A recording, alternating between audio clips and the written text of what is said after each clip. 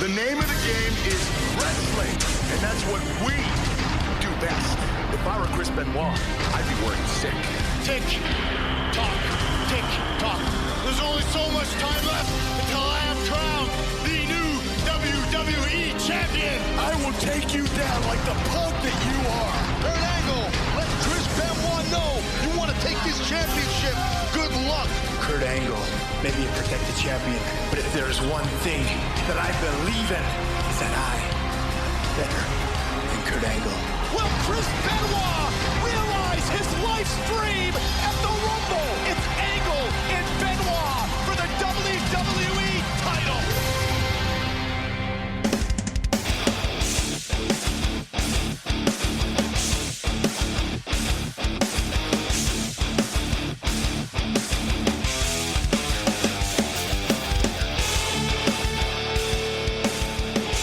Welcome to Last Match Standing, the podcast where we review, relive, and rank the 100 greatest wrestling matches of all time.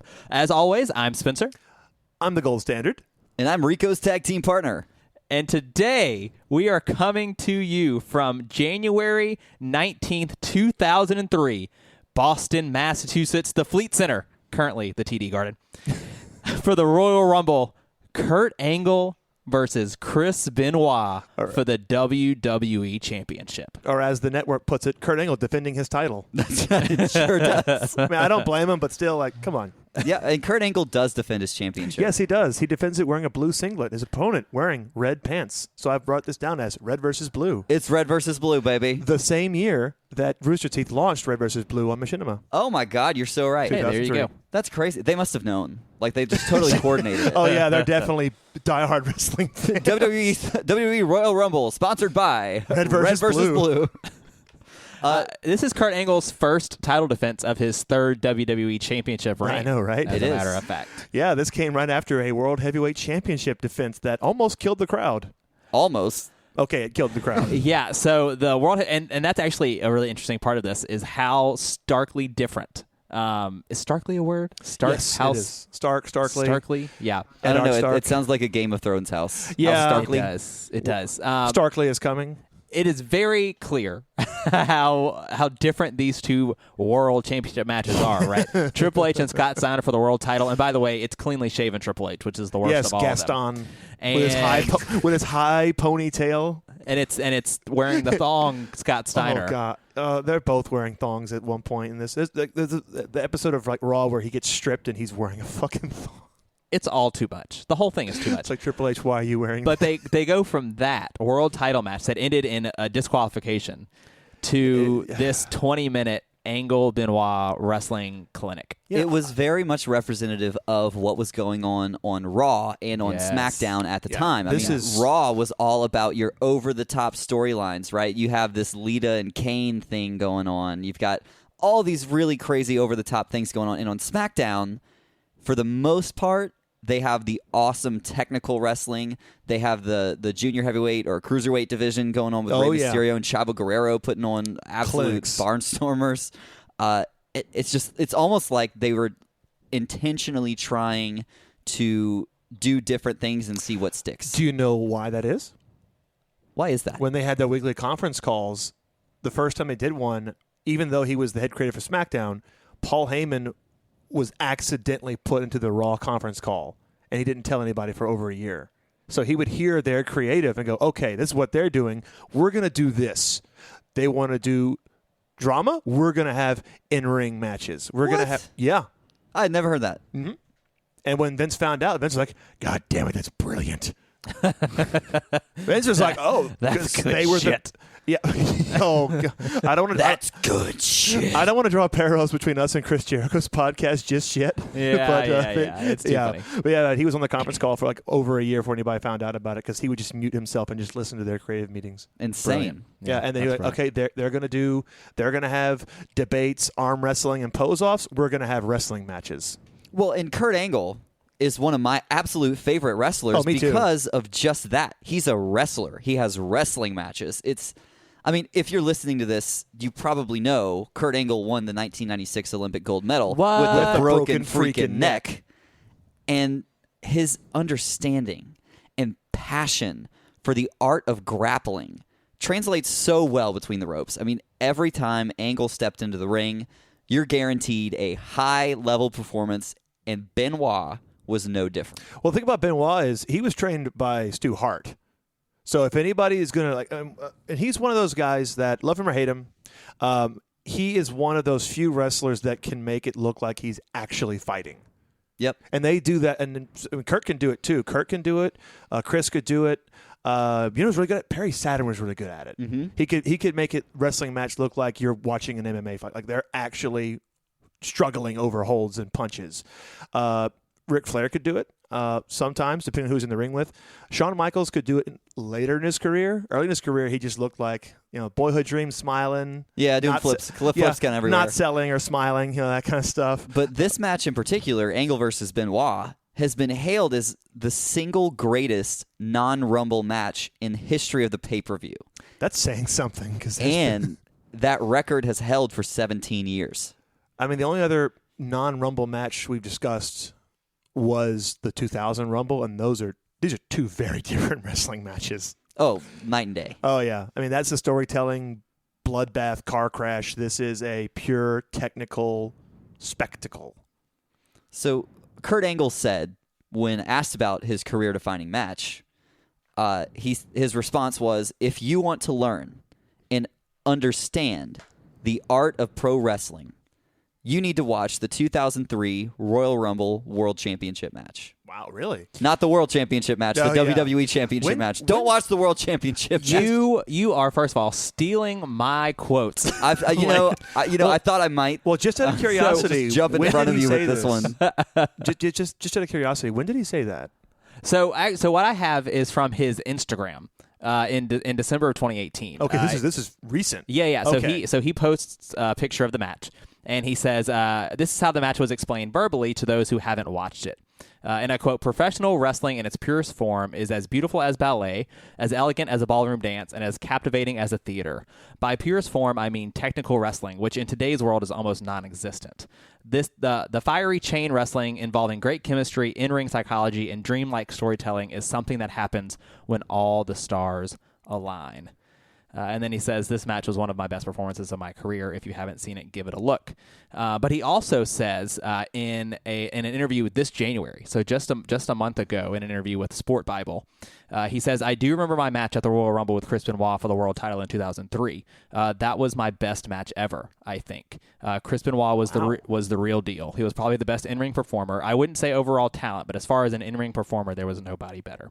Well, I mean, like I say, overall talent, yeah, there's a reason why he didn't cut promos very often. If he did, they were very short. They're like, next Sunday, you, me, I'm going to make you tap out. And we will not quoth the crippler anymore. Yeah, tell us all about quothing the crippler. If you want to know about quothing the crippler, you can get on our Patreon and figure it out over there. You know what? I shouldn't say anything because the next time we do a trivia challenge, I'm going to be arguing about Super Brawl Saturday and can you afford to pay me? So it's already been decided. If I lose, I'm doing the Lex Luger promo. If you know what I'm talking about, it's coming. It's coming. So we've talked about Angle a few times in the podcast already. Let's talk about how Benoit made it to this point. Did you know Chris Benoit won the WCW World Heavyweight Championship? I did know this. He won it, and then the next night he appears on Monday Night Raw. Yeah, he wasn't happy, but we'll get there. We'll get there. Did you know that Chris Benoit was booked to win a third world championship at a WWE event on the night of his death? I did know that. Out of respect to the Benoit family, we won't get into the tragedy, the conspiracy theories.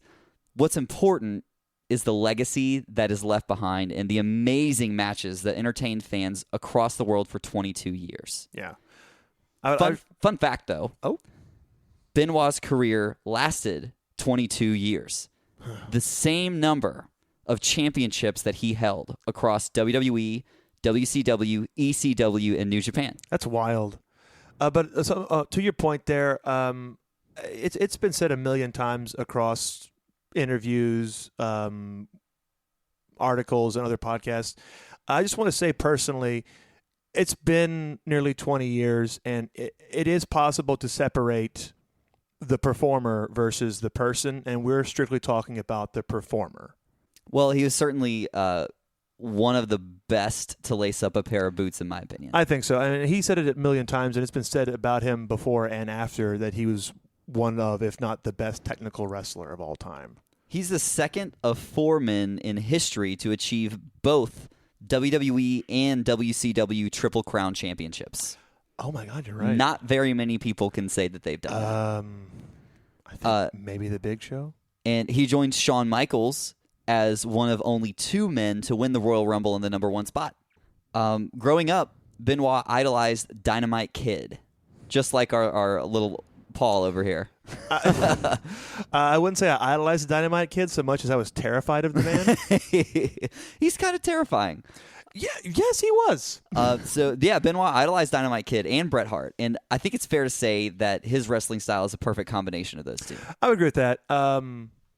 Although I would say I think idolizing Dynamite Kid was to his detriment, because even though he should not have been doing it, he insisted on doing that damn diving headbutt, and he does it twice in this match. And when he does it the second time, I'm like, see, shit like this is why the man was basically an 80-year-old dementia patient.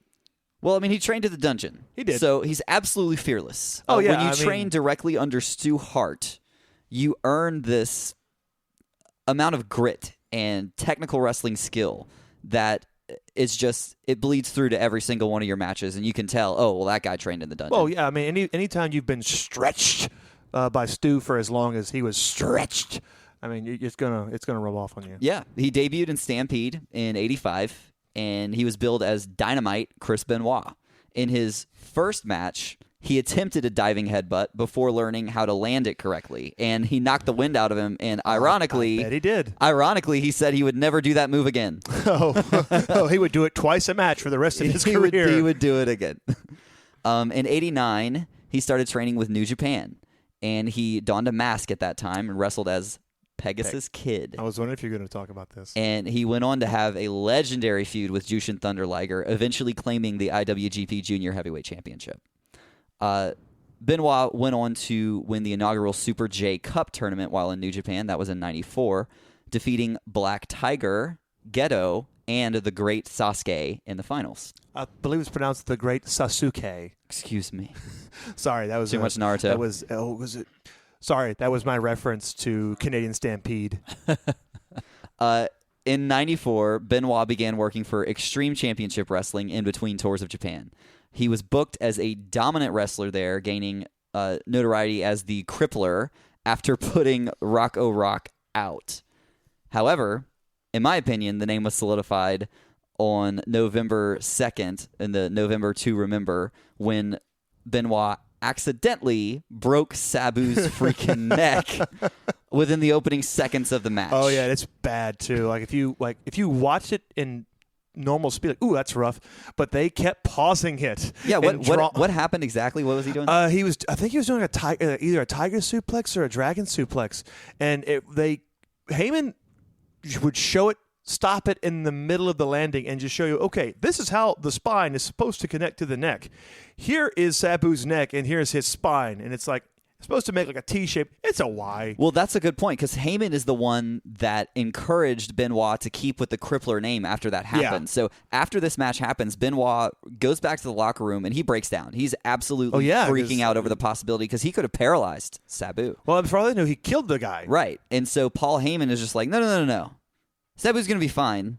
You're the Crippler. And he kept it throughout the rest of his career. This makes me think, how would Heyman have booked Steve Austin breaking his neck?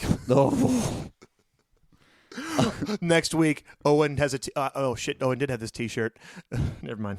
What T-shirt? No, you can't do that. Owen 316 says, "I just broke your neck." That was a real thing. No.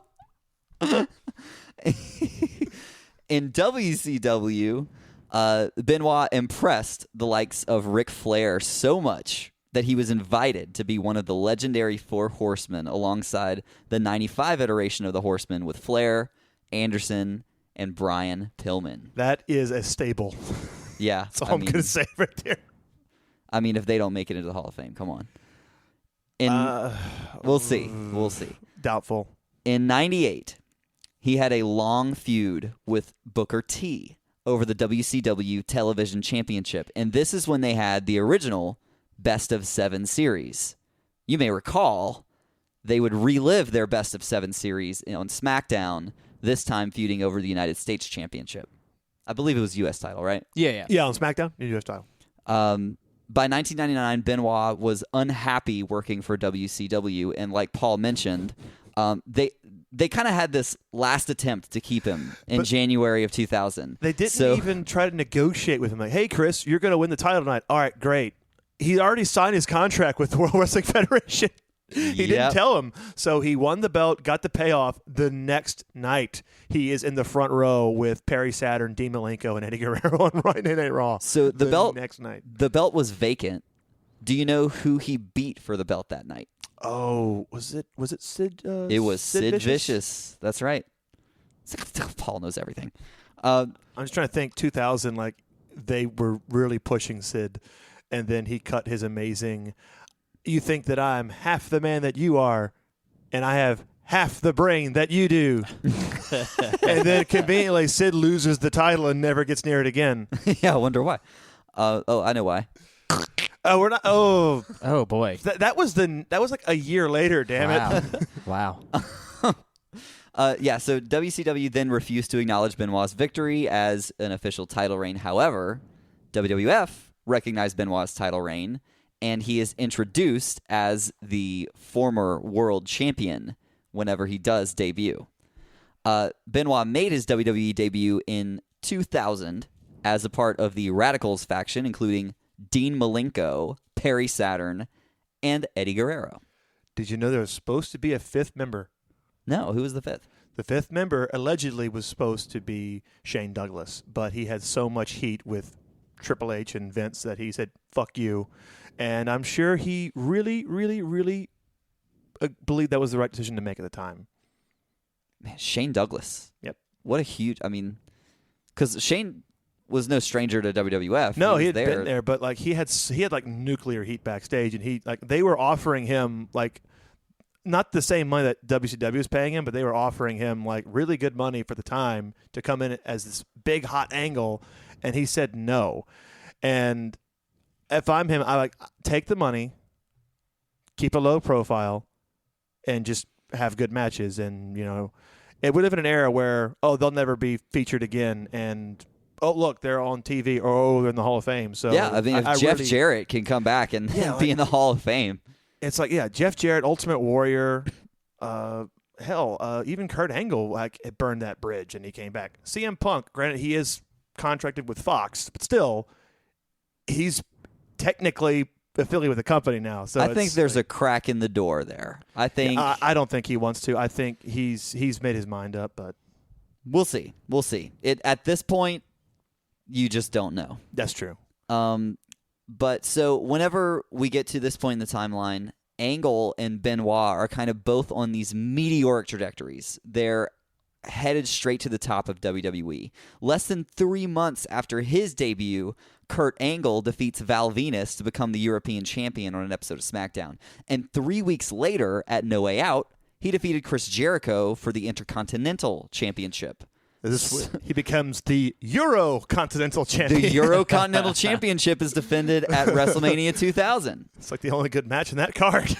And so this is actually the first high-profile match between Angle and Benoit. At least I believe it is. But Chris Jericho is also thrown into the mix. It's the triple threat Euro Continental Championship 2 falls match. Yeah, it's part of the Mania where there is not a singles match. Oh my God! I totally Every forgot match about is that. a triple threat, fatal 4-way, or a tag team match.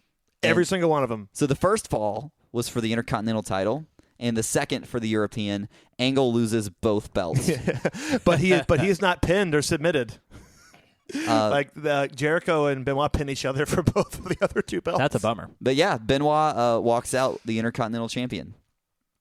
Throughout the year 2000, Angle was just launched into main event status. I mean, he stayed there for the months leading up into WrestleMania 17. He wins the WWF Championship. He has some great matches with The Rock. But by WrestleMania 17, he's back to feuding with Benoit.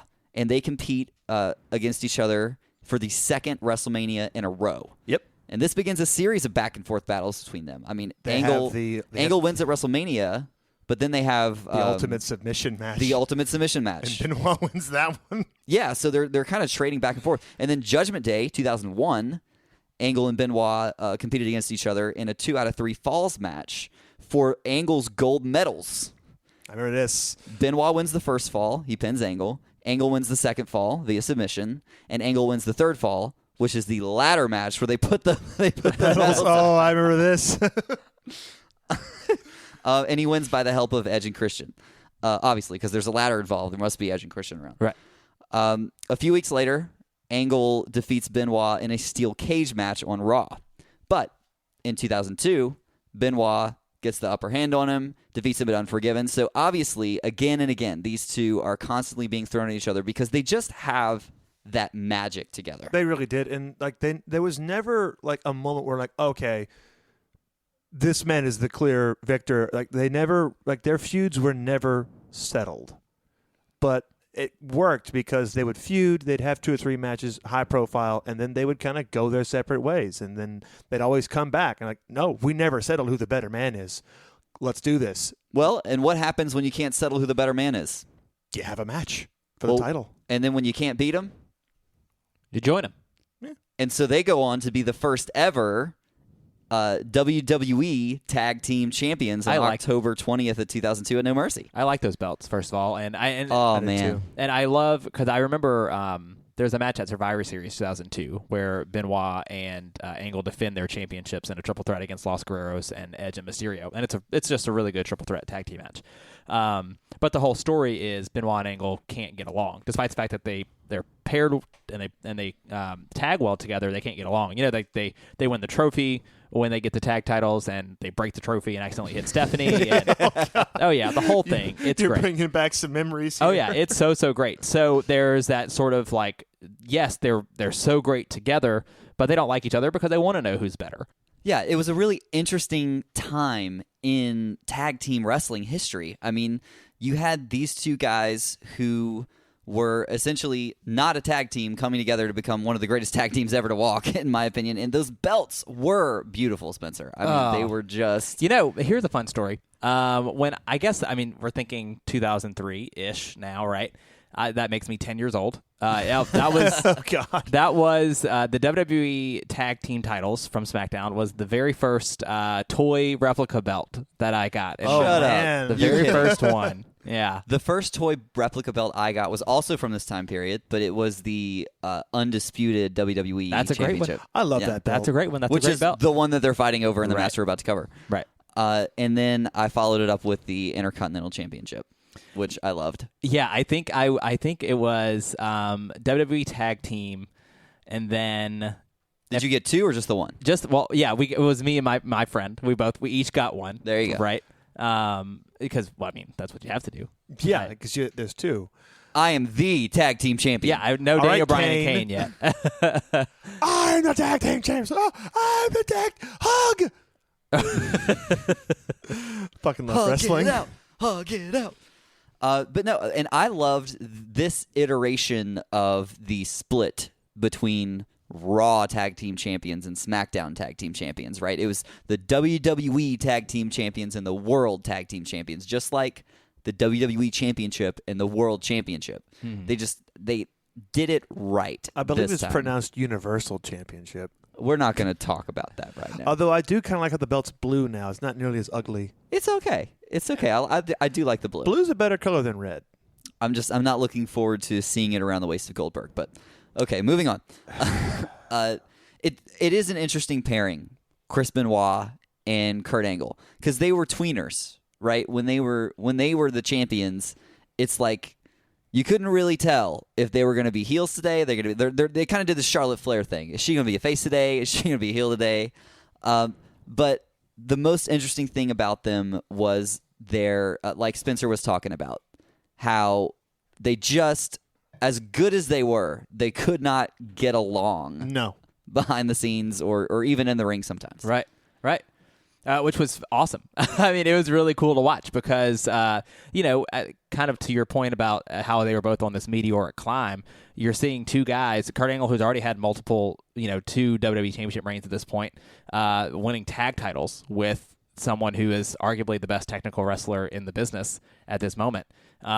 It's just you don't get that mashup of two single stars as tag teams super often.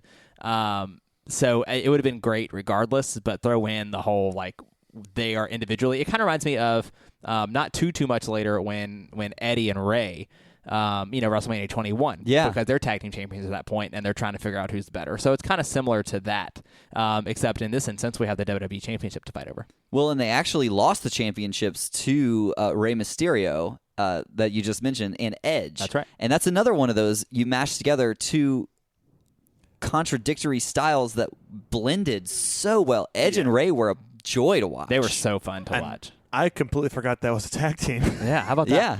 So they get the rematch at Survivor Series, the triple threat elimination match that Spencer mentioned. They failed to win the titles. They split up, and Benoit went face. And after failing to win a fatal 4-way number 1 contendership match for the WWE Championship, thanks to interference by Eddie Guerrero, Benoit faced Eddie at Armageddon 2002. Guess who won that fatal 4-way match on SmackDown? The fans. The fans definitely won. Kurt Angle. Kurt Angle goes on that Armageddon to win the WWE Championship from The Big Show. Come to find out, Because the Big Show had just won it at Survivor Series from Brock Lesnar. Right. Oh, was this thanks whenever to a Paul Heyman turn. he turns on Brock and Brock has that horrible face run? Yep. And so, but the same thing sort of happens here because, kind of come to find out, Paul Heyman has this whole scheme to just do whatever it takes to keep the belt off of Brock Lesnar. So Kurt Angle then wins the title off of Big Show, and their plan all along was to get the belt onto Kurt Angle. And so Big Show is working in cahoots with Kurt Angle. It's this whole thing. One night in the main event of SmackDown, it's Kurt Angle versus Benoit one-on-one, and Benoit was well on his way to get the victory, if not for the interference from the Big Show. The next week, Stephanie McMahon makes the number 1 contenders match between Big Show and Benoit, and Paul Heyman introduces a contingency plan in the shape of Shelton Benjamin and Charlie Haas. Team Angle. Team Angle. See, I wanted to interject earlier. So good. I wanted to interject earlier because you mentioned, they became one of the greatest tag teams of all time. I'm like, funny you mentioned the greatest tag team of all time because we get the world's greatest tag team. They like, are. Wait a minute. And I'm like, wait a minute, we have a little ways to go before we get there. I could not. I could literally do a whole podcast about how much I love the world's greatest tag team. I could do several episodes just off of their theme music. Yes, It was pretty good. But yeah, so Team Angle, it's kind of like the entire feud leading up from here to the Royal Rumble is Chris Benoit versus Team Angle. Yeah, right? because you can't get to Kurt. You can't get to Kurt because, Kurt also couldn't wrestle at this point because he was going through this whole feud with Brock Lesnar. So Brock attacked him after SmackDown one night, so he's on crutches. I mean, yeah, because you have to remember that we're on the road to WrestleMania, Correct. but it's the road that leads to Lesnar and Angle at WrestleMania 19. Oh yeah, there's a lot. There's a lot of like rocky roads on that feud, but that's another story. And there is a promo that they cut on SmackDown a couple of weeks before the Rumble where Kurt Angle is talking about Team Angle and about they're all about wrestling. They are all American champions, and the name of the game is wrestling. And that's what we do best. Oh yeah. And oh boy, if that's not a setup for the Royal Rumble match. I mean, over the next few weeks, it's literally Benoit versus Shelton Benjamin. Benoit, and hey, that January 9th, 2003, Benoit versus Shelton Benjamin on SmackDown. That's worth a watch. I just think it's funny because we're getting this amazing build where he keeps he can't get to Kurt, but he might get one up on one of these two guys. On the other show, we have bodybuilding pose-offs and debates and arm wrestling. Yeah, and literally the image that we get in the SmackDown main event leading up to the Royal Rumble is Benoit ever the perfect example of ruthless aggression, getting disqualified for refusing to relinquish the cripple crossface on Kurt Angle. Scary. There was a handicap match, and this is the last thing you see on the last SmackDown before Royal Rumble. Yeah, you talked about how Team Angle believes in wrestling, right? Well, Chris Benoit in an interview, I can't remember if it was the SmackDown before or one of the prior weeks. Benoit says, "If there's one thing I believe in, it's that I am better than Kurt Angle." And there you go. Story writes itself. It's the power struggle, and these guys have chemistry. They've got magic. They know each other inside and out. And this is far from the first contest between the two. And so Benoit knows Angle. He knows that what it's going to take to get the job done. The issue here, and what a lot of people would have thought the issue would have been, is conquering the challenge of the Big Show and conquering the challenge of Paul Heyman and conquering the challenge of Shelton Benjamin and Charlie Haas. But we get a treat with this one. This match is clean from start to finish. Right, because the first thing that happens, both of these guys walk out, right? And Benoit, when he gets in, he tries to go after Angle, but he's stopped by Team Angle. He's stopped by Shelton and Charlie. And as a response to that, Mike Chioda just throws him out. And so it's... I love that. Like, he just immediately gets in their faces. It's fantastic. And so Michael Cole is making this big deal about, how, look, they threw out Team Angle. What's Kurt going to do now? And Taz says, Team Angle wasn't there when Kurt won his gold medal. So what are you trying to say? I love that. That's so good. I love it because Cole's got nothing. It's like, well, the referees are... He just stops. By the way, I love the Rumble set here. Oh, it's perfect. This 2002 to 2003 was prime time for pay-per-view set design. I mean, this one has the screen off to the right, and then to the left, it's like this shower of rain over another screen with a Royal Rumble logo. It just looks so good. Yeah, I get it. Did you not like it? It's not my favorite. Oh, man, I loved it. It's not my favorite. I don't know. It's just, meh. I don't know. Like, I've never seen anything like it. It doesn't do anything for me. I don't know why. Like, it just, like, I didn't, when I saw the set, I thought, there's a set. And then I continued. All right, we're going to have a Twitter poll after this. Yeah. It's like, who enjoyed the Royal Rumble 2003 set and who did not? I liked it. I loved it. I mean, I am totally fine with being the minority here, but just general thought. I will say that it is better than some Royal Rumble sets that we've had. I haven't particularly loved, the road to WrestleMania where it looks like a road. Yeah. Those are kind of cheesy. Have we had Royal Rumble that was like a road? Yeah. It was. I must have blocked that from my memory. Maybe. And I'm trying to remember. I think it was like the late 2000s, like that decade. I could be wrong, but I'm pretty sure. That's when pay-per-view set design kind of fell off the budget. Yeah. Definitely started to slip away. But yeah, I mean, this one's fine. It's a set that happens. It's there. Well, I'll tell you what. This is a match that happens. It is a match that happens, and it's what did we say? 19 minutes and 49 seconds, and it is a treat. It starts the off whole a shoot. thing. It does, yeah. I mean, it's a fucking shoot, right? And Benoit kind of gains the early advantage, right? And he's got sort of the upper hand on Angle early on, which is kind of feeding into that story of like maybe, hey, listen, maybe Benoit is the one that has Kurt Angle's number. He goes for the sharpshooter twice early on in the beginning of the match, and Angle kind of is reeling, doesn't really know what to do. And I think what's something that's really interesting is Taz says, because this beginning of the match is so strong from Benoit, he says, I think Benoit is more intense than Angle, and that's one of his three eyes. It is. Yeah. My main thing to say about the opening 2 minutes, it's just like, geez, Chris makes this look easy. And what I mean by that is every move, every hold that Kurt pulls out, Chris is able to reverse it.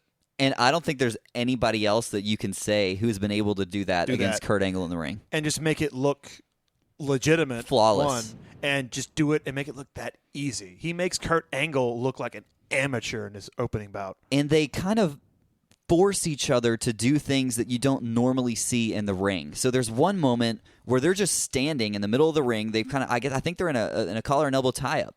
And Angle just tosses Benoit through the middle ropes and the turnbuckle so that, he has this is the shoulder spot to hit the turnbuckle. You never see that just No. from a collar and elbow tie-up. Like, you don't see it done like that. And they immediately follows it up with zoning in on Benoit's midsection. Oh, and so yeah. you kind of see, is like, okay, this is what he's going to be going for here. Well, I thought that was really interesting because it's like Benoit has the advantage up until that point, really. And it's like Angle's just now getting to a point where he's just sort of a bit desperate for some separation. Exactly, because he's like, this guy's relentless. I can't get the upper hand. And what I literally love about it is you kind of pointed this out when you said they do things they don't normally do here. Kurt Angle doesn't like to brawl. He likes to wrestle, but he can't out-wrestle Chris. So he just says, all right, fine, throw him to the ring post, or he just goes for the dirty move. Like, I'm gonna break that vertical base by attacking their ribs, or I'm gonna throw you out of the ring, do whatever I have to do. Or when they start just trading blows and brawling. Kurt doesn't like doing that. Yeah, they get physical here. And That's an understatement. Benoit hits a DDT on the apron. That is the hardest part of the ring, Maggle. Well, he hits that apron DDT, and then It is. you immediately see Kurt spitting blood out.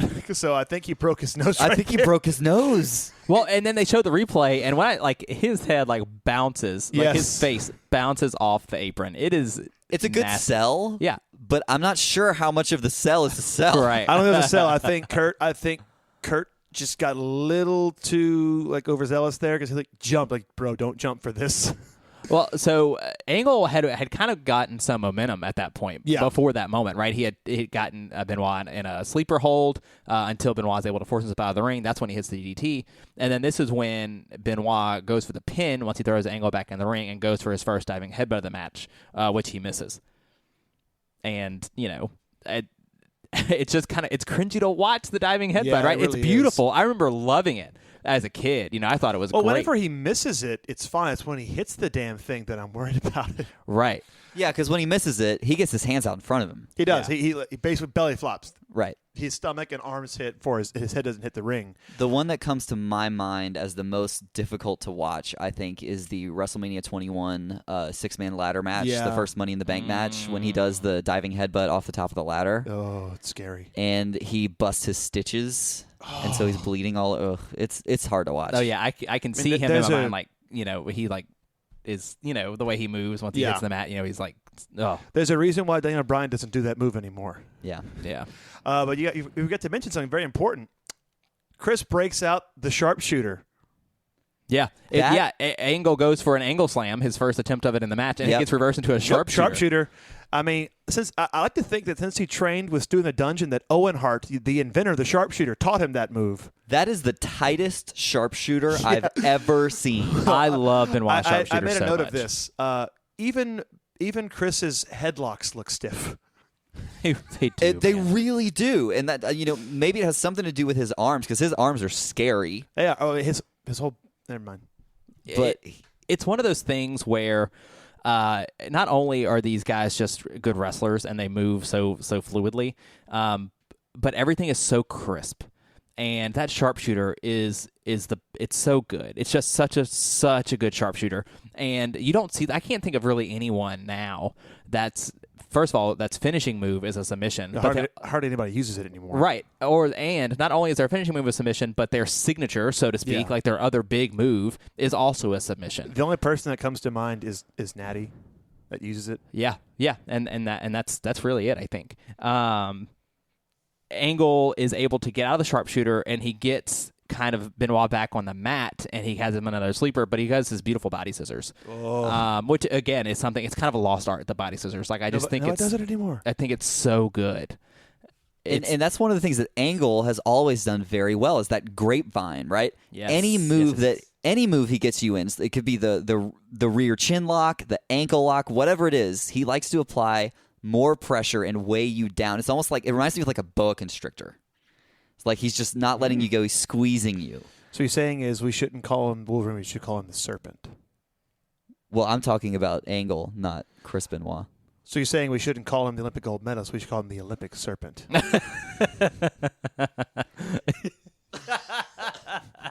Yeah, I think that's perfect, actually. And then we after Spencer's favorite spot of the match. Damn it! I was afraid you were going to mention this. We did have a barricade spot. Did we? The second stiffest barricade Oh, spot that's of the right. podcast. He drops Benoit on top of the barricade. God. And That's- I started coughing. That's reminiscent of Okada Omega right there. Oh, man. Angle, but Angle does something after this moment. He rolls into the ring to break the count because they're on the outside and the ref's count is getting up there. But he just does this very subtle slide in, slide out. You don't see a whole lot of that anymore. Like, I feel like nowadays, and I'm going to get on my high horse. I feel like nowadays, the refs are just like, okay, well, they're outside. I understand if it's a championship match, not wanting to do a double count out, but you're right. There's a lot of we booked this match before we decided the stipulation. So even though we booked we're going to do all this stuff outside the ring. Oh, wait a minute. We can't, there's no count out, but we're not going to say that on commentary, or we're not going to address it at all. It's just going to be, why is the referee counting? Or how come the referee counts when there's one person out of the ring but not two out of the ring? Is this no count out? What's going on here?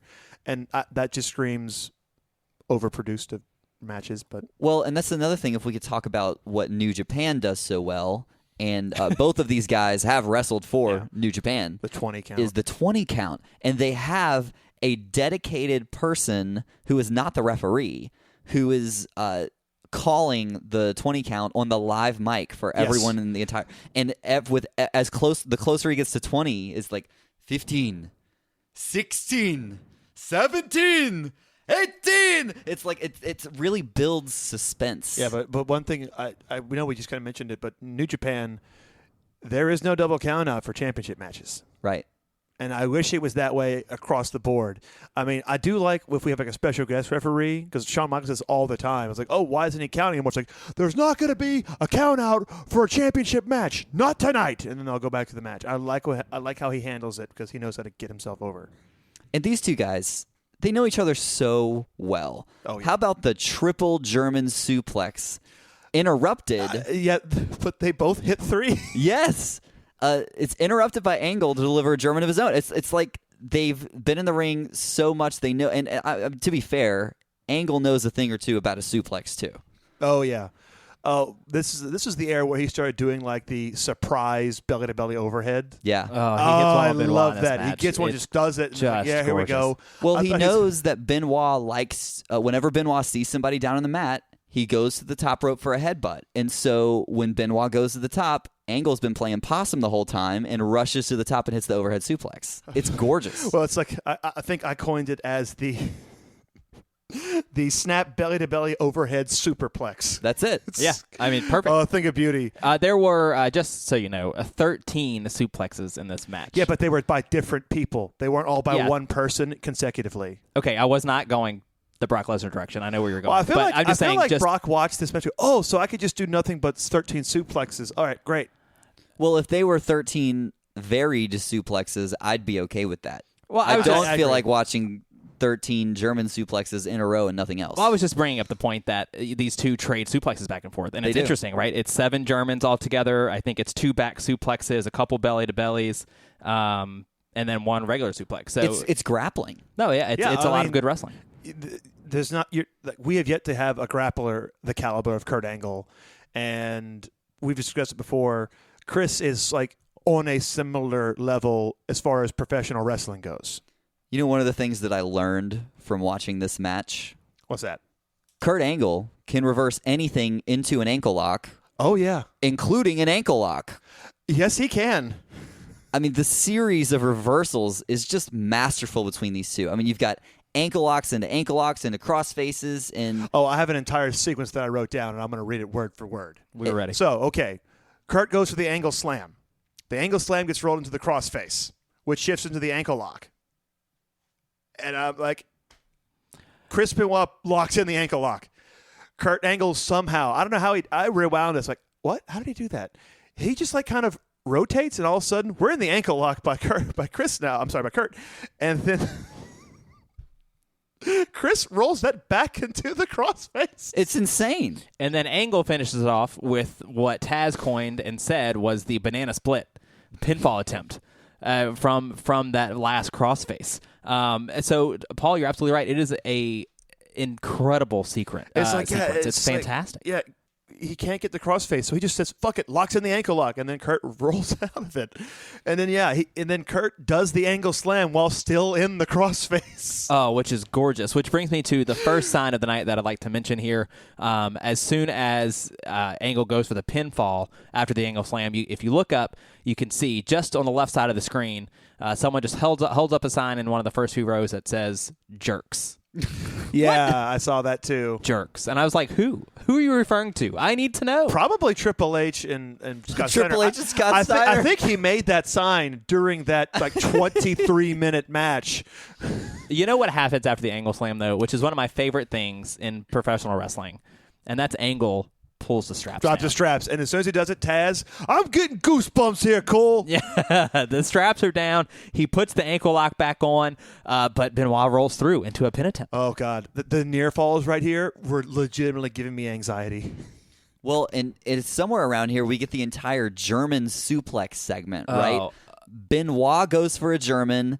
Angle turns it around, goes for one of his own. Benoit tilts forward in midair, How rolling did he do through that? for a pin. I mean, How? it's just the most beautiful thing to watch. It's unreal wrestling, right? It really is. It's unreal, and that sequence ends when Benoit hits a German, but Angle flips over Yeah, he does completely like and the lands German. on his face. Well, that was what was so cool. It's like, so he rolls through for the pinfall, doesn't get the 3, but maintains that waist control. So he's got the waist lock, so he might as well go for a German again, goes for 2, and then Angle wraps his arms back around Chris, goes for 1. Benoit turns around again and releases this time. Yeah, so like- Angle does that beautiful backflip. Yeah, and we know Angle can do a moonsault. Oh, yeah. I think the only other person I've ever seen do something like this is maybe Doug Williams. But this is ridiculous. We cannot do it justice. You need to go watch this match. And now you see how there's 13 suplexes, right? Because they yeah. happen just back to back to back, super quick like that. And then I have no idea how he pulled this off. So Kurt, when he gets that release German suplex, he's essentially in one of the corners. So Chris goes to the opposite corner, so diagonally across the ring. If you do the math, that's 40 feet because it's 20 by 20 ring. And he dives 2/3 of the way across the ring and lands Air Canada.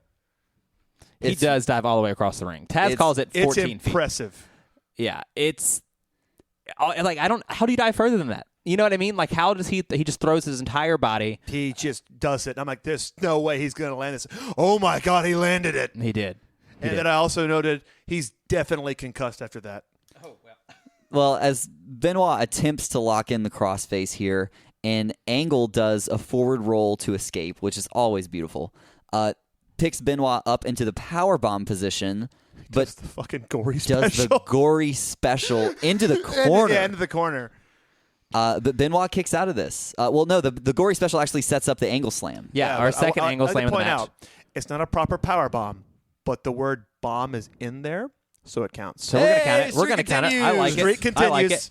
it. Michael Cole, after Benoit kicks out, Michael Cole says, this match could headline WrestleMania. Because that's the quality that it is. I mean, it's the pace is just so fast. The wrestling is the highest caliber. Oh, yeah. Right. And this is what SmackDown's known for right now. Yeah, and, it was. And so they're loving it. This is right up of SmackDown's alley. Oh, and the crowd is nuts for this match. And I know we've joked about this several times, but this crowd was resoundingly killed by the previous match. So the fact that they are getting this invested and making this much noise shows just how good these two men are, especially together. Yeah, I mean, thank God this is what was on before the Rumble, because if they would have put Steiner and H on... Oh, the Rumble would have been Oh, flat. God. What was the one year where the WWE Championship match went on after the Rumble? Oh, they've done that Was once that- or twice. That was that 2013? Well, wasn't Rock and Punk? After the Rumble? They were after the Rumble and Cena in the Rumble. So even though the Rock Punk match is great, a lot of the crowd turned on it because they knew what was going to happen. Mm-hmm. Yeah. Once Angle hits that angle slam, Benoit kicks out. Benoit gets up and puts Benoit back into the crossface. It's just out of nowhere, just jump scare crossface. Benoit putting the crossface on out of nowhere is just so underrated. It's one of the coolest things. I really wish that, as a wrestling fan, I would love to see like a crossface versus like RKO match. Right. Because whenever him and Randy had their match, this is like before Randy really had his footing on what his character was. Mm-hmm. I would love to see Viper versus Wolverine, but that's only going to happen in video games. Right.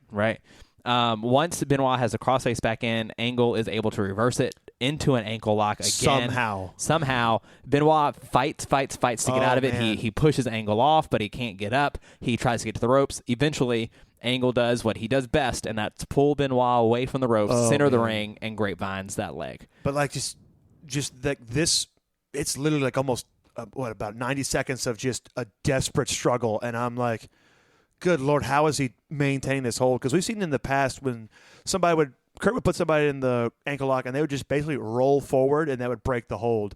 Every time he does this, Kurt just like pivots his body and will not let go of that ankle.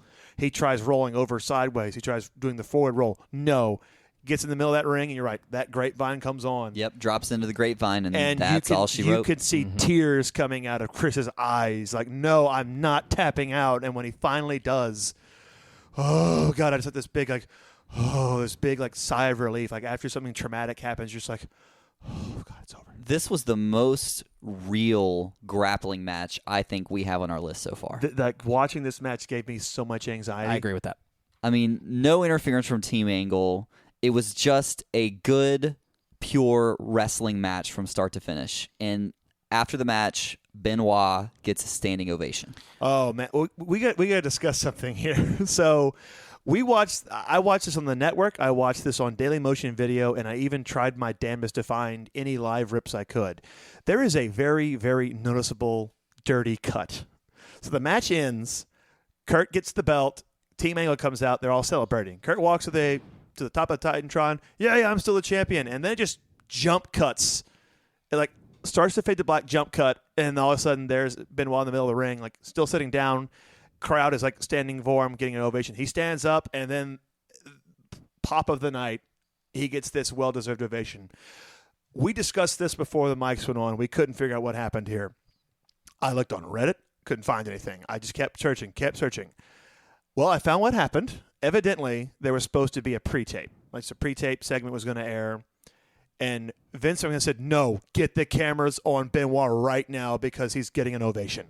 So they, despite the fact that it looks horrible, they cut back to him immediately, and he gets that well-deserved ovation. And I'm glad that we saw that, not only because the match before the crowd turned on, so it was important for them to show that the crowd was back into it. Yeah, the previous match got a sitting boovation. Right. So this was, not only was it in contrast of that, it was a well-deserved, because I believe everybody in that arena and everybody backstage, Kurt and Benoit both knew they had one of the greatest wrestling matches of all time. Yeah, Absolutely. Michael Cole says right then, which, again, it proves how not so annoying he was in this particular instance, says, Benoit proved to the world tonight that he indeed can be champion.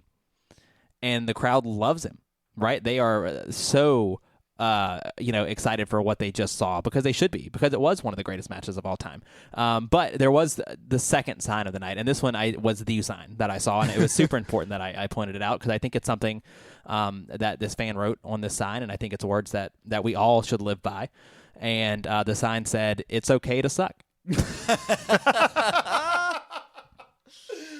I was wondering where you were going with this. I'm like, if he says the sign, I think he's going to say It presents an interesting conundrum, right? Whenever you're a Kurt Angle fan, you want to be able to cheer Kurt Angle, but you also have to be able to say, you suck. Well, I mean, the "you suck" chant started, Edge started it, and it was I don't like Kurt Angle, you're a bad guy. And then he just started, go on to when he came back, that was he's doing he's egging the crowd on, yeah. And he even said it in his last match, no, I earned that chant. And I know none of you think I suck, but that is how you show your appreciation, and it is how we show our appreciation. So it was so difficult for me to explain this. So my very first WWE show was a SmackDown taping, and at the time, Kurt Angle was my favorite wrestler, and so I made a sign, even though we were in the nosebleeds and no one was going to see it at all. But I made a sign out of Sharpie that just in markers that just said, "You suck." And I had Olympic gold medals and everything, and my dad was just like, "What? I thought you said this was your favorite wrestler."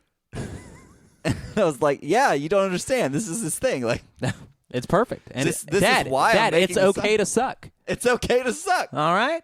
That's just what Okay. everyone should know. I was never going to share this story in the podcast, but I feel like I have to now. So I know I discussed in the past how I had my about 6 or 7 year gap in lapse, if you will, as a wrestling fan. We all do. One of my first shows back was actually a house show. It was like I remember the date. It was January the 2nd, 2009. It's my first wrestling show I've been to since like 2002, I think. Semi-main was Mike Knox and Kane versus Rey Mysterio and Shawn Michaels, and I was a diehard Shawn Michaels fan. I bought his shirt. I had the hat on, and I'm in the front row. So we're at a house show, so there's only one set of steps, and I'm like right there by the steps. So as Shawn Michaels is coming out, he stands on the turnbuckle, and we're all cheering, and I'm wearing the shirt, wearing the hat. He points at me and just goes, "You."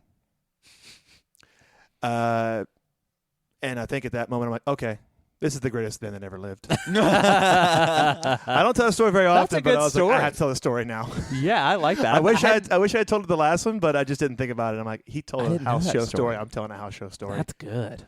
Oh, I still have the shirt. I still have the hat. It's worn and faded, and sleeves have been torn off, but it's I love that shirt. Favorite moments? Oh, God, where do I start? The Kurt Angle belly to belly, not even the one off the top rope. He just hits a regular belly to belly. That's just stupid. Yeah, I really yeah. love that. Yeah, he hits a couple of them that are gorgeous. I think ultimately though, it's got to be the cross faces and the reversals between the two guys. I mean, it's just incredible. I can't get the cross face locked in, so I'm going to put in the ankle lock. Oh, I'm going to reverse the ankle lock. No, you're not. I'm going to reverse the ankle lock back into the crossface. No, you're not. I'm reversing it into the crossface, and I'm going to hit you with the angle slam while in the crossface. Fuck you. So I think my favorite Drop the straps. Let's do this. my favorite has to be Benoit rolling through the German suplex into a victory Oh, roll. that's I mean, beautiful. I've never seen anything like that. Oh boy, that was good. So Boy, good. that was good. Man, here we go now, guys. This is the 29th episode. This is a big deal, and last time we ranked Chris Jericho, Shawn Michaels, and that was not easy. We kind of went back and forth. This time around, I'm a little more excited to rank it because I am too. super curious to see how the two of you feel. Because I know we had a lot of discussion about Chris and Shawn, like, where are we going to put this one? It's like, because as great as that match was, the ending did kind of sour all of us on it. It's a great match. Absolutely great. I just think I think Jericho should have just beaten him, or Shawn should have there should have been a definite winner, not a fluke victory. Yay.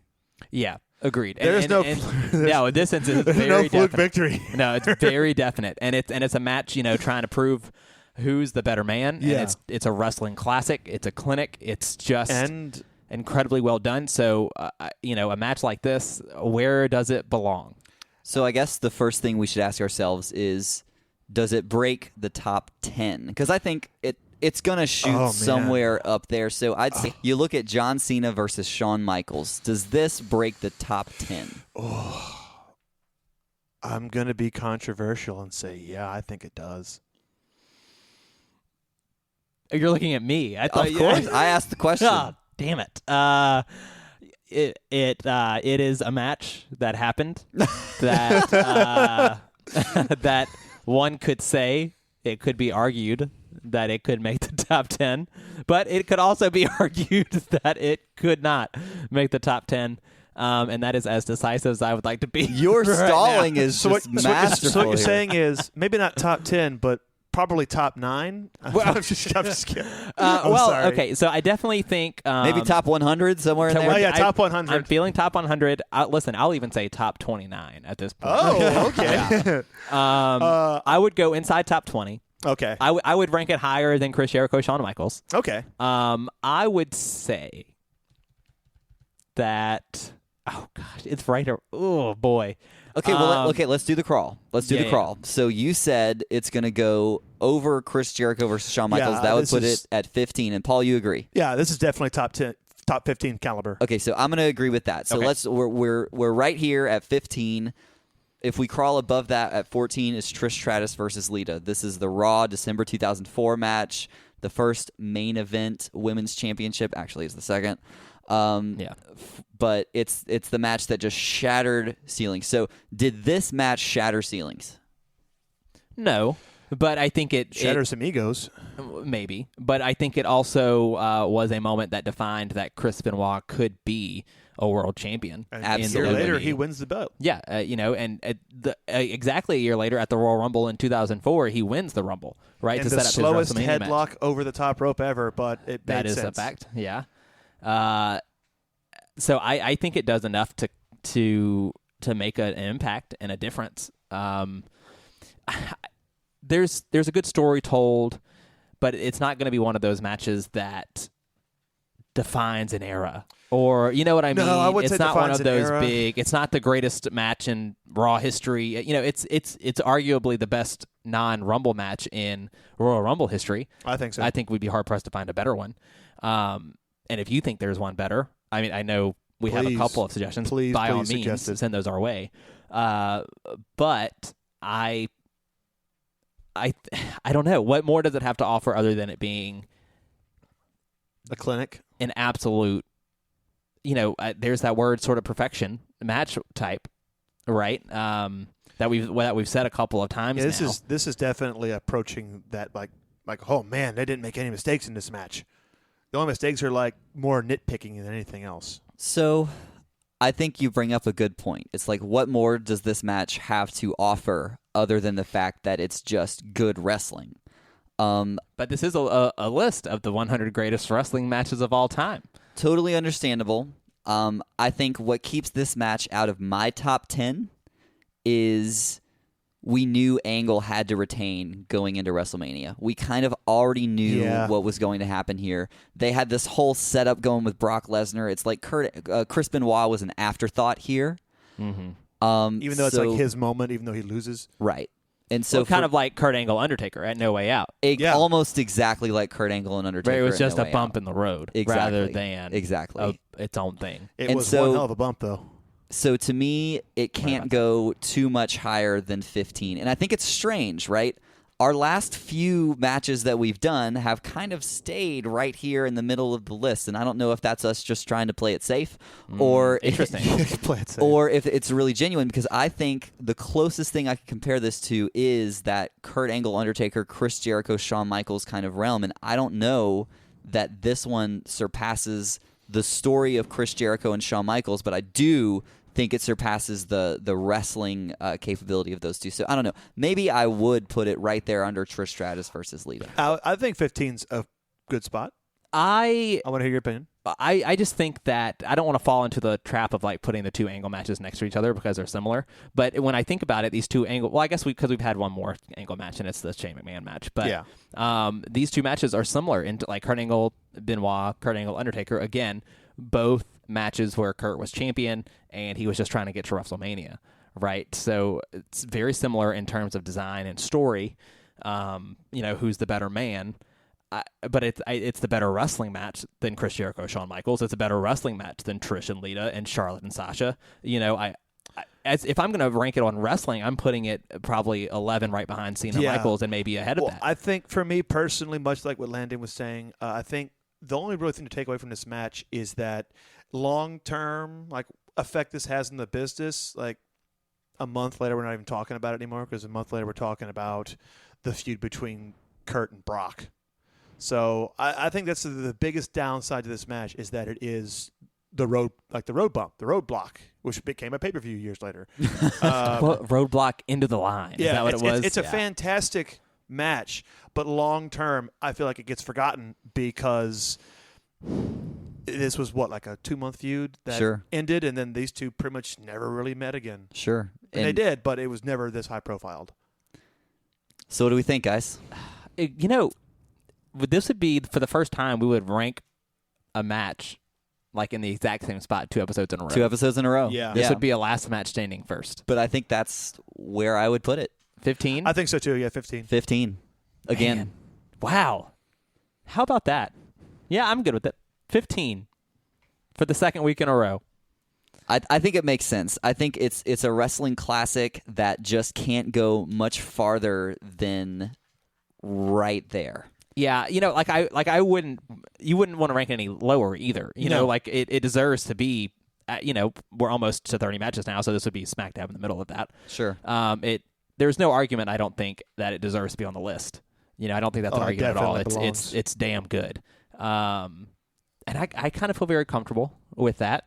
So edging it, just above Chris Jericho, Shawn Michaels, and just below Trish Stratus and Lita. Yeah. And we're proving now that the top 15 is getting harder and harder to crack. It is. I mean, we're getting to a point now where it's going to be almost like nitpicking. Like, okay, well, this match had a bigger impact, but this match had less botches. This match has no botches, or this match it's gonna get like that. What story do you like more? It's going to which match would you rewatch first? Yeah, when you talk about rewatchability, that adds a whole other layer. I think if you're comparing Jericho and Michaels versus Angle and Benoit, I think they're very different. Yeah, I would rewatch this one before I rewatch the WrestleMania 19 match. I would too. Yeah, I would agreed. too. So 15. That's it. There it is. You heard it It's first. been decided. Don't even add us about it because that's just what it is. We don't care what you think. Yeah. Wait, no, we do. We want your money. That is not true. We absolutely care what you have to say. And if you disagree with us, please let us know. If you do agree with us, we also like to hear that too. You can find us on Twitter at LastMatchCast. You can also email us your list of complaints about what we how we rank this poorly at lastmatchstanding@gmail.com. And hey, don't forget, at the end of the season, you will have an opportunity to submit what your top 40 looks like. So we're going to send out another one of those awesome ranking surveys for everyone to fill out, and we will have a big Season 2 finale going through and comparing our list to yours, and who knows what could happen at the end of that. Yeah, that's going to be really, really fun. I'm really excited about Anything can happen on a house show.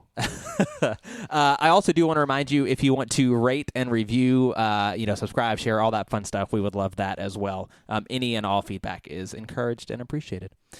So until next time, I have no idea what we're going to do next. Not the slightest. Oh, man. I've got a radical idea, but I would rather it be a surprise. Oh, Paul's got an idea for us. And I chose the word radical because we're talking. Never mind.